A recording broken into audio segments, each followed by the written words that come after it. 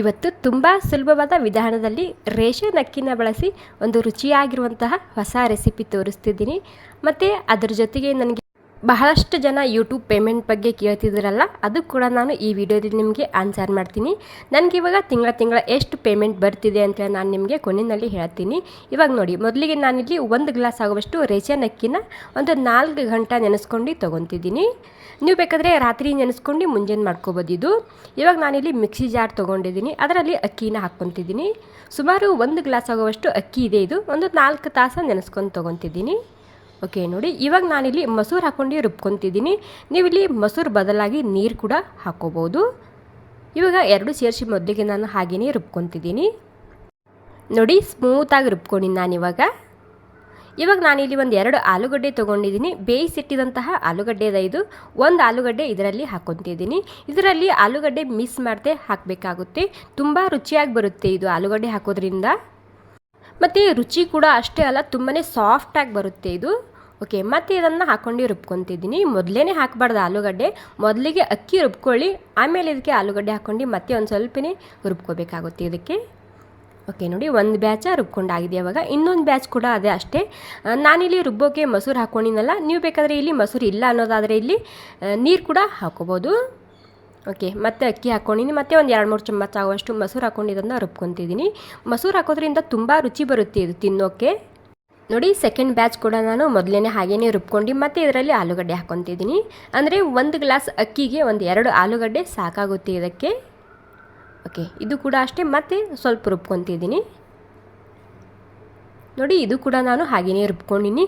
ಇಲ್ಲ ಅಂದರೆ ನೀವು ಆಲೂಗಡ್ಡೆ ಹಿಟ್ಟಿನಲ್ಲಿ ತುರಿದು ಹಾಕಿದ್ರು ನಡೆಯುತ್ತೆ ಈ ರೀತಿ ರುಬ್ಕೊಂಡಾದ್ಮೇಲೆ. ಓಕೆ ನೋಡಿ, ಎಲ್ಲ ಸೇರಿಸಿ ನಾನು ರುಬ್ಕೊಂಡಾದ್ಮೇಲೆ ಗಟ್ಟಿಯಾಗಿರ್ಬೇಕು ಒಂದು ಸ್ವಲ್ಪನೇ, ಮತ್ತೆ ನೀರು ಹಾಕೋಬೋದು. ನೋಡಿ, ಇಲ್ಲಿ ನಾನು ತರಕಾರಿ ಏನೇನು ತೊಗೊಂಡಿನಿ ಅಂತ ತೋರಿಸ್ತಿದ್ದೀನಿ. ಕೊತ್ತಂಬರಿ ಸೊಪ್ಪು, ಕರಿಬೇವು ಸೊಪ್ಪು, ಮತ್ತು ಕ್ಯಾಪ್ಸಿಕಮ್ಮು, ಅದ್ರಕ ಅಥವಾ ಹಸಿ ಶುಂಠಿ, ಈರುಳ್ಳಿ, ಮೆಣಸಿನ್ಕಾಯಿ ಮತ್ತು ಟೊಮೆಟೊ ಮತ್ತು ಕ್ಯಾರೆಟ್ ತೊಗೊಂಡಿದ್ದೀನಿ. ಇವೇ ತರಕಾರಿ ಹಾಕಬೇಕಂತೇನಿಲ್ಲ, ಮನೆಯಲ್ಲಿ ಯಾವ ತರಕಾರಿ ಇರುತ್ತೆ ಅದನ್ನೇ ಹಾಕ್ಕೊಂಡು ಕೂಡ ಮಾಡ್ಕೋಬೋದು. ನೋಡಿ, ಎಲ್ಲ ತರಕಾರಿ ಹಾಕ್ಕೊತಿದ್ದೀನಿ ನಾನಿಲ್ಲಿ. ಮತ್ತು ನಿಮಗೆ ಬೇರೆ ಬೇರೆ ಯಾವುದಾದ್ರೂ ತರಕಾರಿ ಇತ್ತಂದ್ರೆ ಅದನ್ನು ಕೂಡ ಹಾಕ್ಕೋಬೋದು. ಈರುಳ್ಳಿ, ಟೊಮೆಟೊ, ಕ್ಯಾಪ್ಸಿಕಮ್ಮು, ಕ್ಯಾರೆಟು, ಹಸಿ ಶುಂಠಿ, ಕರಿಬೇವು ಸೊಪ್ಪು ಮತ್ತು ಕೊತ್ತಂಬರಿ ಸೊಪ್ಪು ಹಾಕಿದ್ದೀನಿ. ಮತ್ತು ರುಚಿಗೆ ತಕ್ಕಷ್ಟು ಉಪ್ಪು ಹಾಕ್ಕೊತಿದ್ದೀನಿ. ಮತ್ತು 1 ಚಮಚ ಆಗುವಷ್ಟು ಜೀರಿಗೆ ಹಾಕ್ಕೊತಿದ್ದೀನಿ. ಮತ್ತು 1 ಚಮಚ ಆಗುವಷ್ಟು ರೆಡ್ ಖಾರದ ಪುಡಿ ಹಾಕ್ಕೊತಿದ್ದೀನಿ. ಮೆಣಸಿನ್ಕಾಯಿ ಕೂಡ ಹಾಕಿದ್ದೀನಿ ನಾನು ಇಲ್ಲಿ ಸ್ವಲ್ಪನೇ, ಖಾರ ಕೂಡ ಹಾಕ್ಕೊತಿದ್ದೀನಿ ಒಂದು ಸ್ವಲ್ಪನೇ. ಮತ್ತು 1 ಚಮಚ ಆಗುವಷ್ಟು ಜೀರಾ ಪೌಡರ್ ಹಾಕ್ಕೊತಿದ್ದೀನಿ. ಇಲ್ಲ ಅನ್ನೋದಾದರೆ ಸ್ಕಿಪ್ ಕೂಡ ಮಾಡ್ಕೋಬೋದು ಜೀರಾ ಪೌಡರ. ಇವಾಗ ಎಲ್ಲನೂ ಸೇರಿಸಿ ನಾನು ಹಾಗೇನೆ ಇದನ್ನು ಮಿಕ್ಸ್ ಮಾಡ್ಕೊತಿದ್ದೀನಿ. ಓಕೆ ನೋಡಿ, ಎಲ್ಲ ಸೇರಿಸಿ ಮಿಕ್ಸ್ ಮಾಡ್ಕೊಂಡಾದ್ಮೇಲೆ ಕೊನೆಯಲ್ಲಿ ಇದಕ್ಕೆ ಒಂದು ಸ್ವಲ್ಪನೇ ಅಡುಗೆ ಸೋಡಾ ಹಾಕ್ಕೊತಿದ್ದೀನಿ ನಾನಿಲ್ಲಿ. ನಿಮಗೆ ಅಡುಗೆ ಸೋಡಾ ಇಷ್ಟ ಇಲ್ಲ ಅನ್ನೋದಾದರೆ ನೀವಿಲ್ಲಿ ಇನೋ ಕೂಡ ಹಾಕೋಬೋದು.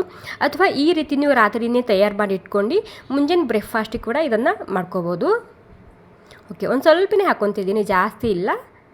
ಇವಾಗ ಸ್ವಲ್ಪ ಮೇಲೆ ನೀರು ಹಾಕ್ಕೊಂಡು ಇದನ್ನು ಮತ್ತೆ ಮಿಕ್ಸ್ ಮಾಡ್ಕೊತಿದ್ದೀನಿ. ಮತ್ತು ಈ ಹಿಟ್ಟು ಜಾಸ್ತಿ ತಿಳಿನೂ ಇರಬಾರ್ದು ಮತ್ತು ಜಾಸ್ತಿ ಗಟ್ಟಿಯಾಗಿ ಕೂಡ ಇರಬಾರ್ದು, ಈ ರೀತಿ ಆಗಿರ್ಬೇಕು ನೋಡಿ. ಇವಾಗ ಇಲ್ಲಿ ಹಂಚು ಕೂಡ ಗರಮ್ ಆಗಿದೆ. ನಾನಿಲ್ಲಿ ಪ್ಯಾನ್ ಇಟ್ಕೊಂಡಿನಿ, ಪ್ಯಾನ್ನಲ್ಲೇ ಮಾಡಬೇಕಿದು. ಸ್ವಲ್ಪ ನಾನು ಮೊದಲಿಗೆ ಎಣ್ಣೆ ಹಚ್ಕೊತಿದ್ದೀನಿ. ಎಣ್ಣೆ ಹಚ್ಕೊಂಡು ಇದನ್ನು ಹಿಟ್ಟು ಹಾಕ್ಕೊತಿದ್ದೀನಿ.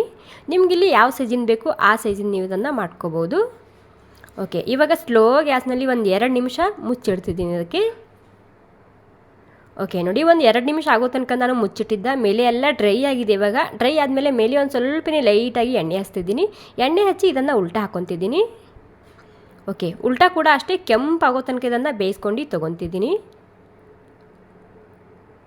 ನೋಡಿ, ಉಲ್ಟಾ ಕೂಡ ನಾನು ಬೇಯಿಸ್ಕೊಂಡು ತೊಗೊಂಡಿದ್ದೀನಿ. ಇವಾಗ ಎಷ್ಟು ಸರಿಯಾಗಿ ಬಂದಿದೆ ನೋಡಿ. ವಾವ್, ನೋಡಿ ತುಂಬ ರುಚಿಯಾಗಿ ಬರುತ್ತೆ ಇದು ತಿನ್ನೋಕೆ. ಖಂಡಿತ ನೀವು ಒಂದು ಸ್ವಲ್ಪ ಟ್ರೈ ಮಾಡಿ ನೋಡಿ, ತುಂಬಾ ಇಷ್ಟಪಟ್ಟು ತಿಂತಾರೆ ಎಲ್ಲರೂ ಮನೆಯಲ್ಲಿ. ಮತ್ತು ಏನು ಕಷ್ಟನೇ ಇಲ್ಲಲ್ವಾ, ನಿಮ್ಮಲ್ಲಿ ಯಾವ ತರಕಾರಿ ಇರುತ್ತದೋ ಅದನ್ನೇ ಹಾಕ್ಕೊಂಡು ಕೂಡ ಈ ರೆಸಿಪಿನ ನೀವು ಮಾಡ್ಕೋಬೋದು. ಓಕೆ, ಈ ರೆಸಿಪಿ ನಿಮಗೆ ಸ್ವಲ್ಪನಾದರೂ ಇಷ್ಟ ಆಗಿದ್ರೆ ಒಂದು ಲೈಕ್ ಮಾಡಿ. ಇವಾಗ ಜಸ್ಟ್ ಹೋದ ತಿಂಗಳು ಬಂದಿರುವಂತಹ ಪೇಮೆಂಟ್ ಇದೆ ನನಗಿದು. ಅಂದರೆ 1 ತಿಂಗಳು ಪೇಮೆಂಟ 21,000 ಆಗಿದೆ ಇವಾಗ. ಮತ್ತು ಒಂದು 3-4 ತಿಂಗಳು ಪೇಮೆಂಟ್ ಕೂಡ ನಾನು ನಿಮಗೆ ಈ ವಿಡಿಯೋದಲ್ಲಿ ತೋರಿಸ್ತಿದ್ದೀನಿ, ನೋಡ್ತಿರ್ಬೋದು. Okay, thank you so much ಎಲ್ರಿಗೂ.